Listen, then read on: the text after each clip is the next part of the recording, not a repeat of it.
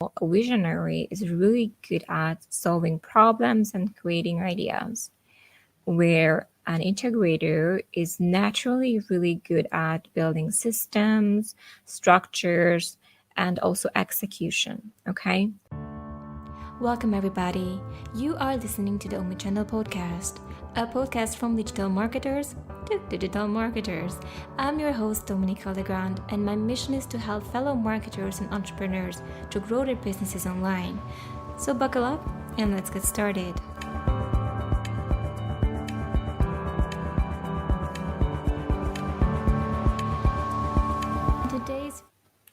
Hello, everyone. Happy Monday. Today, we're going to talk about business roles and why they are so important in your business. I hope everyone is doing wonderfully and you had a great weekend. Now, the reason why I want to bring this up, especially now, is because, first of all, I know that a lot of you are not familiar with these concepts. And the second one is that I talk to a lot of entrepreneurs that are not in the correct role in your businesses, and it literally burns them out and exhausts them to a degree that I think is completely unnecessary. Okay. So if you are familiar with this book, it's called Rocket Fuel. And essentially it says there are two main roles of a business owner. One is the integrator and the other one is the visionary. Okay. So both of these roles are they naturally have their own strengths and weaknesses. Okay.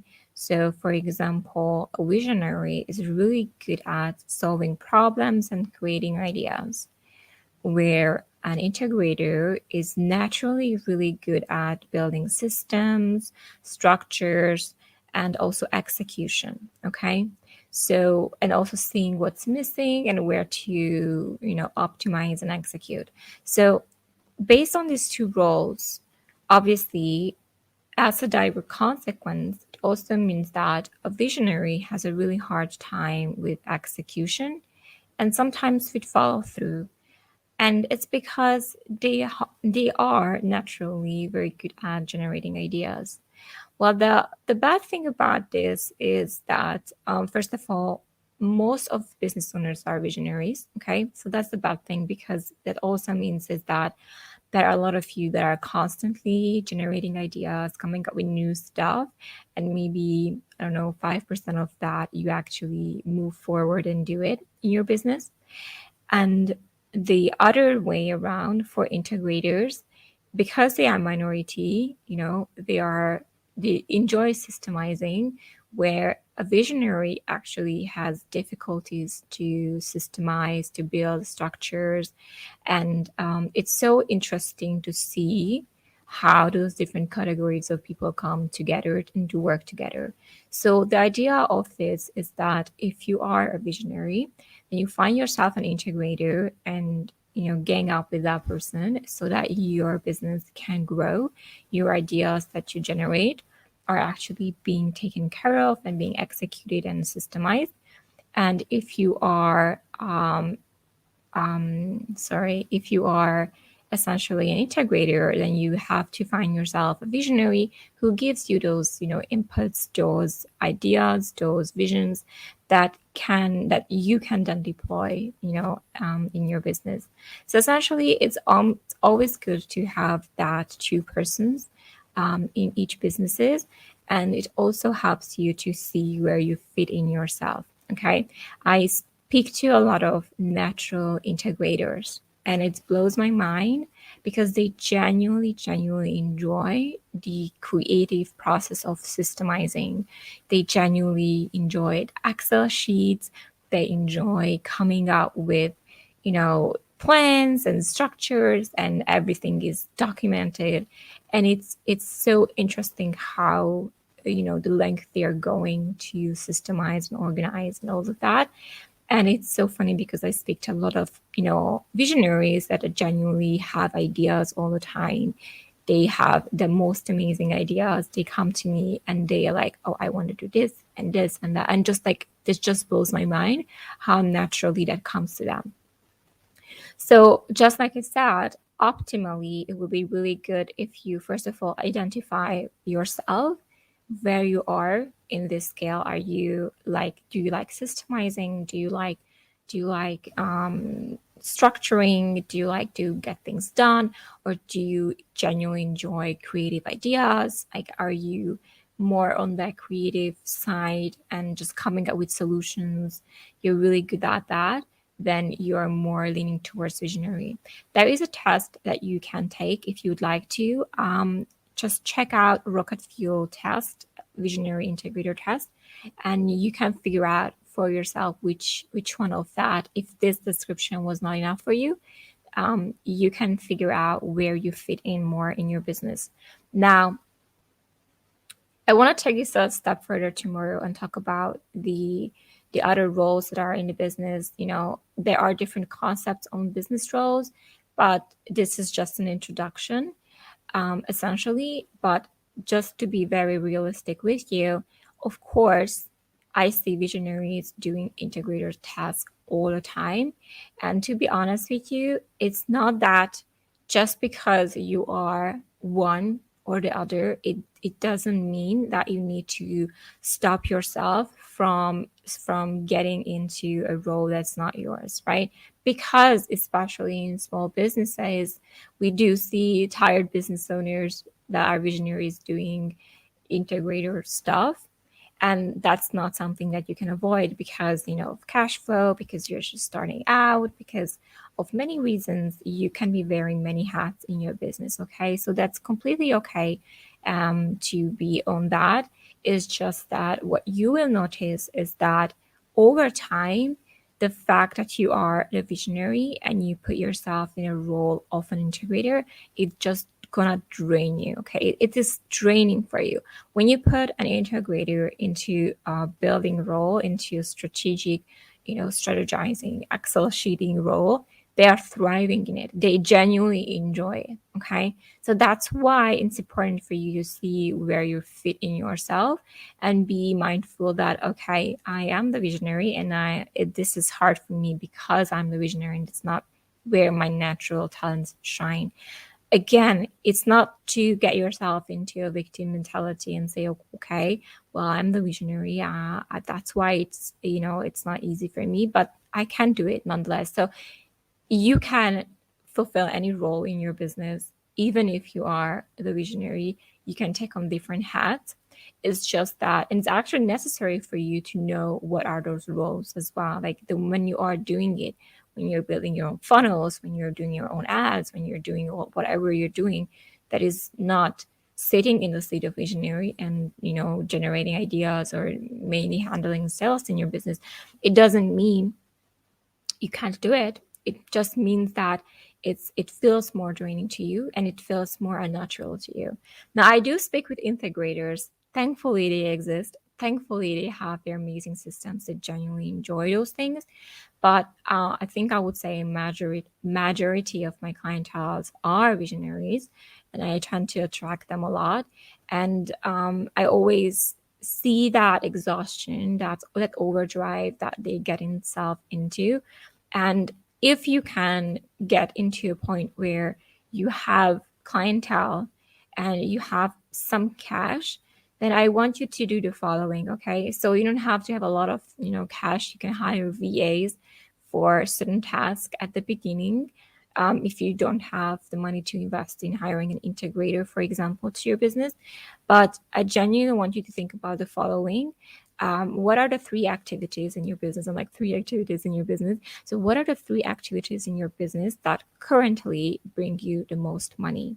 Okay. So what are, for example, you can say, well, sitting in sales calls is one, that brings me money, because then you are selling or consulting, or like, what are the roles currently in your business that bring you the most money? Okay. What were those roles? And think about that, and everything else that is not the money making one. Okay, for example, sitting down, you know, emailing people, or coming out with a content idea, or posting on Instagram, or whatever activity that you're doing right now that is not bringing you the most money is the one that you should delegate or eliminate or find someone that can do it for you. Well, that's delegate basically. But you see what I'm saying, okay? So what are the three activities that I need to do that bringing me actually money, and I need to focus on that, okay? Because when I sit down and do a $500 consultation with a clientele, that's my where my time is optimized the most, right? And if I was to do something else, like I would start, emailing, or I would start doing things that are not in the money making skill, then I would be essentially not working in the most optimized manner. Okay, so what are the three things in your business that make you money, and think of those things it actually making you money, and everything else that's not making you money, you need to get that out of your plate and delegate it to someone that can help you make more money. Okay, because essentially that's where you are leaking energy. You only have so much energy per day that you wake up and you have it, and then you use energy like chips, into activities that don't matter to you.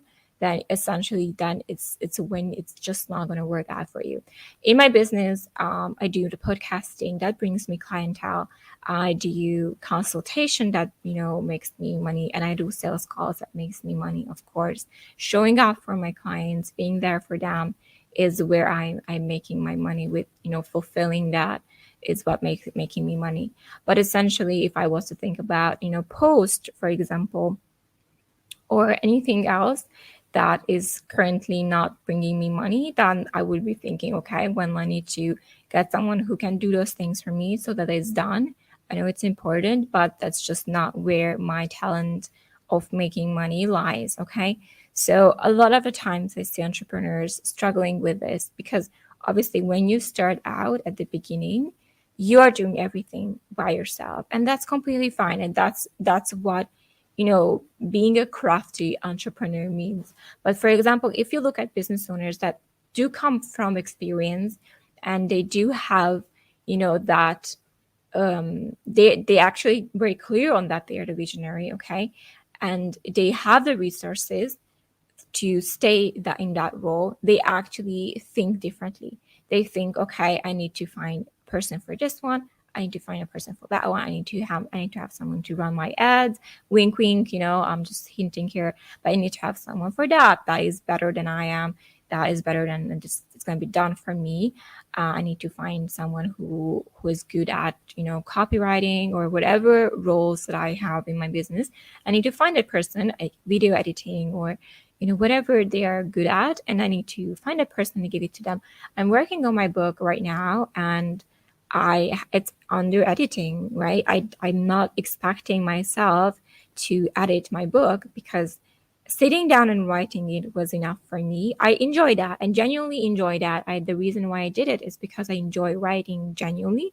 But I also know that when I'm done writing something, I can't look at it anymore. Okay, it's really hard for me to go back and reread and reread and trying to make, but because I brain dumped everything in flow, like I literally in a couple of hours I sat down and I brain dumped everything, whatever state I was in. And it was so hard for me always to go back and check and spell check and grammar check. That is always really hard for me. So I have an editor who handles that for me. Okay. So seeing where you can find people, and especially again, if you have those resources, you already, first of all, you understand where your strengths are lying, and that's the biggest difference, by the way, between the top 1% and like an average business owner, is that the top 1% sees that they're not even going to double learning how to edit copy or whatever skills, or do the ads or do the whatever marketing strategy that they have, because they already like, okay, I need to find the person for this one and that one, and they don't even go into that role. It's so funny. And because they optimize their times, and I met with those entrepreneurs that are genuinely so busy they cannot even think about the marketing side. They need someone who comes then and gives them those ideas and executes them for them, right?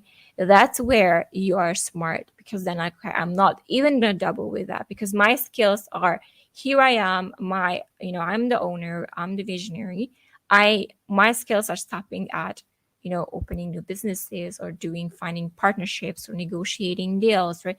That's where I'm putting myself and all my efforts, and I'm not going to think about the payrolls. I'm not going to think about marketing ideas. I'm not going to think about like contact. This is it. It will be insane for that business owner to think about all of this, because it's just doesn't make sense for him to try to figure out everything by himself.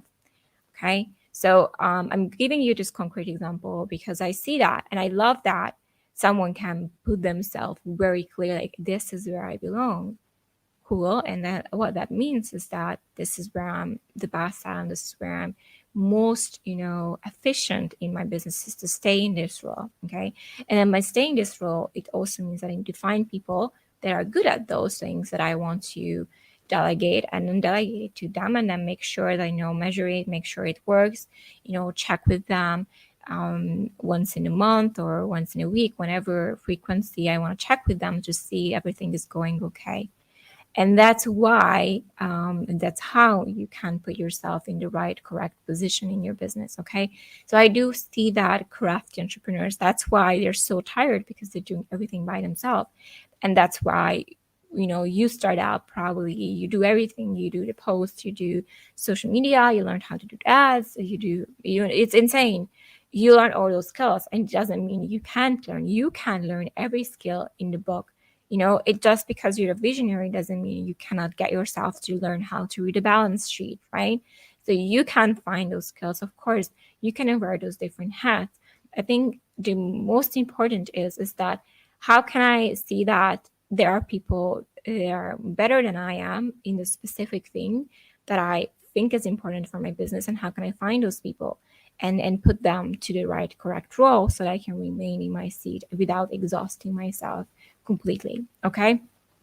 So this is not related to Facebook ads, I know that much, except that if this is something that you think that you're trying to do for your business, it doesn't work, and you need help with that, and you can, of course, contact me. I'm always going to say that at the end of every video that I do, that of course come contact me and we can check what's happening in your business, what's the best way to go about it, and how can we help you grow that and automate those, lead generation processes, if this is something that you're ready to be looking at. Okay. So thank you so much for watching. Today is my birthday, so I'm gonna go out and have a lot of lunches and dinners with friends. So thank you so much for being here, and I'll see you tomorrow. Bye.